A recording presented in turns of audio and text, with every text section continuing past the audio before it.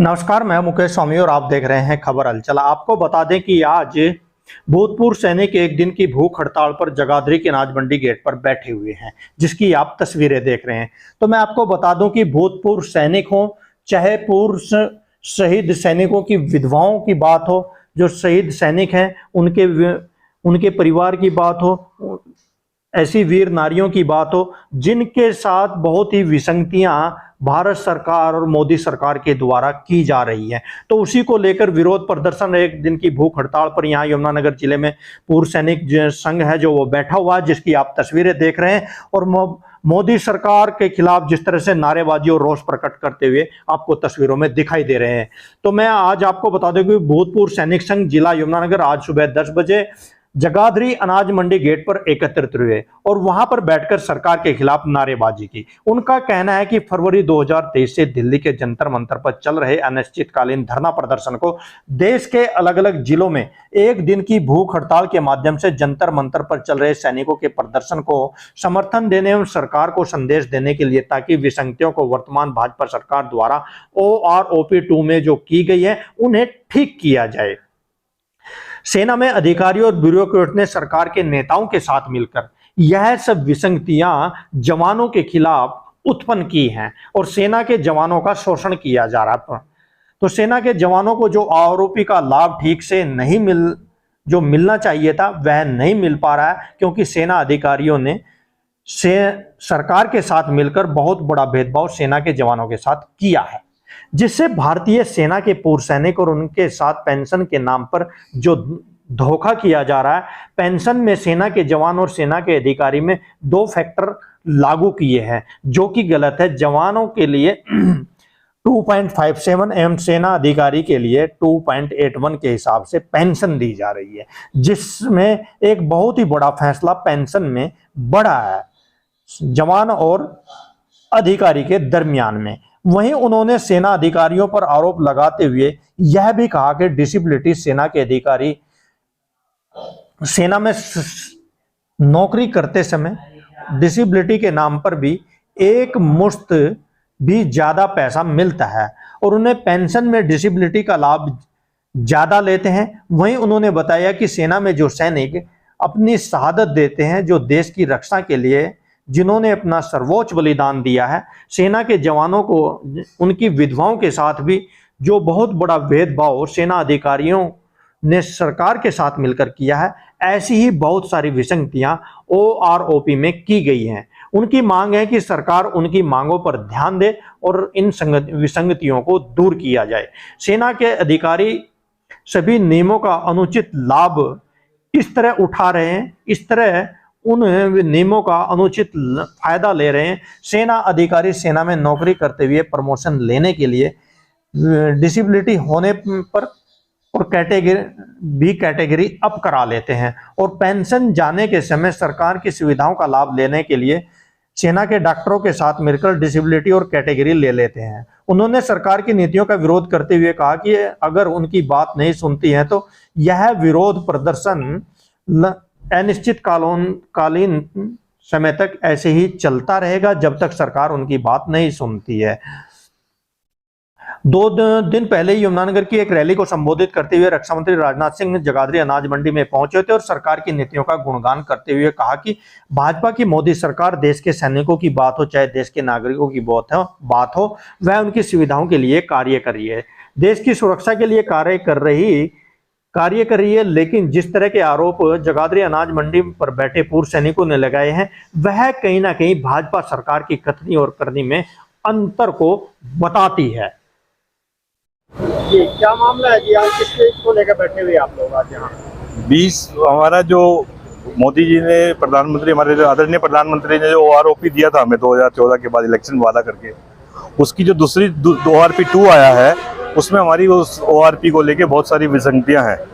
उस विसंगति के चक्कर में 20 फरवरी 2023 से जंतर मंतर पर हमारे भूतपूर्व सैनिक अनिश्चितकालीन हड़ताल पे बैठे हैं। उनकी सपोर्ट के लिए पूरे देश के हर एक डिस्ट्रिक्ट हेडक्वार्टर में आज एक दिन के लिए सांकेतिक भूख हड़ताल रखी गई है। उसमें हमारे जो OROP के जो अलग अलग मांगे हैं हमारी, वो मांगों के बारे में नमस्कार तो सर। क्या विसंगतियां हैं जी जिसको लेकर आप विसंगतियाँ बैठे हैं? सबसे मेन चीज़ तो ये है कि जो OROP, सबसे मेन चीज़ तो यही पे है कि जो आज रिटायर हो रहा है और जो आज से 10 साल पहले रिटायर हुआ है, तो उनकी पेंशनों में बहुत ज़्यादा डिफरेंस है। सेकेंडली, इसका OROP को इन्होंने ऑफिसर रैंक ऑफिसर पे बना दिया गया है। रीज़न क्या है? क्योंकि OROP केवल उसी को मिलना चाहिए जो बहुत जल्दी उम्र में आ जाता है। जैसे कि हमारे जनरल साहब ने बताया था इन्होंने कि जो हमारे 35 और 40 साल की उम्र में जवान आ जाते हैं, जिनको भेज दिया जाता है ताकि हमारी जो सेना है वो यंग रहे, तो उनके बच्चे भी छोटे होते हैं ताकि ये उन्हीं के ऊपर लागू होता है। उनसे पूछा भी गया था कि जो वो BSF है, CRPF है, उनको क्यों नहीं दिया जा रहा, तो उनको ये कहा गया था कि जो 60 साल की उम्र में आते हैं उनके लिए थोड़ा ही, वो तो उनके लिए है जो 40-45 साल के या 35 साल की उम्र में आते हैं। तो इस हिसाब से तो जो ऑफिसर्स है वो भी 60 साल की उम्र में आते हैं, तो उनको भी नहीं मिलना चाहिए। ये केवल ओनली फौजियों का हक है जो छोटे रैंक के हैं उनके आते हैं। तो उस हिसाब से हमारे साथ जो विसंगतियाँ हुई हैं, जो पूरा बजट अलोकेट किया है मोदी सरकार ने, बहुत अच्छा किया है, लेकिन जो 20% है वो केवल 90% जो हमारे फौजी हैं उनको दिया गया है। जो 80% है वो केवल ऑफिसर्स वो अपने लिए उन्होंने रख लिया है।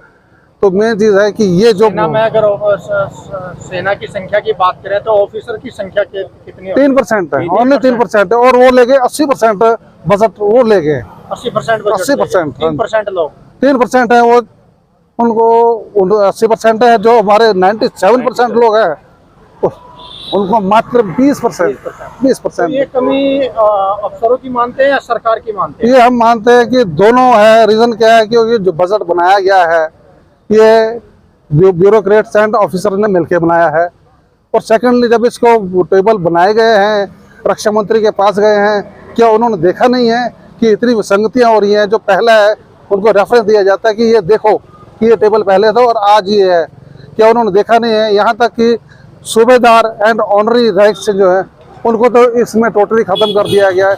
क्या ये रैंक एयरफोर्स, आर्मी, नेवी में है नहीं है?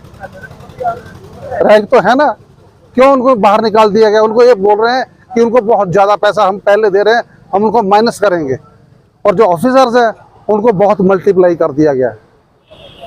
यहाँ तक कि अगर ये डिसेबिलिटी पेंशन देखा जाए, जो हमारा एक फौजी है और उसको चोट लग जाती है, वो हाथ में टूट जाता है, उसको मिलते हैं ओनली 15,000 रुपये, और जो ऑफिसर है उसको कुछ भी हो जाता है उसको मिलते हैं 2.5 लाख रुपए। अब जैसे CAG में इन्होंने बताया है कि मैक्सिमम ऑफिसर्स हैं जो मैनिपुलेशन करते हैं। वैसे तो रैंक जब उनको प्रमोशन मिलती है, जब तो वो फिट हो जाते हैं, जब पेंशन आते हैं अपने आप को मेडिकल अफसरों से मिल के वो अपने आप को डिसेबल घोषित करते हैं ताकि उनको 2.5 लाख अलग से, यानी कि उनके पेंशन प्लस 2.5 लाख वो उनको मिले। मतलब 2.5 लाख के साथ साथ पेंशन भी मिलती है। तो ये जो है मैनिपुलेशन है, और क्या है? जब CAG बोल सकती है, इसका मतलब उन्होंने कुछ देखा है ना कि 40 से लेकर 50% ऑफिसर्स ही ऐसा करते हैं। और यहाँ तक कि विडोज़ की बात करें हम, जो हमारे विडोज़ हैं वो 10 से 12,000 रुपये उनको मिलती है, यानी कि जिसका हस्बैंड अपनी जान दे चुका है बॉर्डर पे उसको 12,000 मिलती है। अगर ऑफिसर देखा जाए उसको 75,000 से लेके 1 लाख तक मिलती है। अब आप खुद देखिए, जो 75,000 है उसका गुजारा अच्छा चलेगा, जिसका 12,000, जिसके बच्चे भी छोटे हैं, जिसके बच्चे भी अब दूसरी चौथी में पढ़ते हैं, क्या वो गुजारा कर लेगी? क्या स्कूल की फीस दे देगी, या बिजली का बिल दे देगी, या घर का गुजारा कर लेगी? क्या पॉसिबल है? तो केवल उन्हीं के लिए कि जो वीरांगनाएं हैं उनके लिए, जो डिसेबल हैं उनके लिए, और यहाँ तक कि इन्होंने जो पेमेंट फैक्टर, जो पेंशन फैक्टर रखा था 2.57 रखा था हमारे फौजियों के लिए, और अपने लिए रखा था 2.81। ये डिफरेंस क्यों? ये डिफरेंस तो बिल्कुल गलत चीज़ है, क्योंकि हमारा जो संविधान है समानता का अधिकार है, इसके अंदर तो सब चीज़ समान होना चाहिए। ऑलरेडी जब उनकी जब पेंशन पेमेंट ज़्यादा है तो उनको उसके हिसाब से बढ़ा दो। हाँ।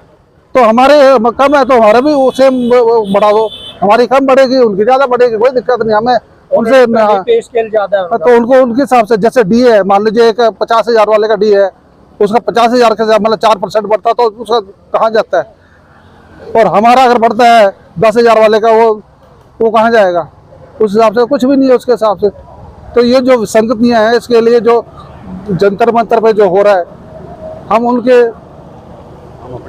समर्थन के लिए हम बैठे हैं और ये चलता रहेगा लगातार जब तक इसकी मांग पूरी। अच्छा, एक चीज और है जो मैं भी जानता हूँ और आप सभी लोगों के जानकारी में भी होगा कि जिस तरह से आपने बताया पेंशन का मामला या डिसेबिलिटी का मामला या OROP का मामला, लेकिन ऐसा ही एक मामला कैंटीन सुविधा को लेके भी है।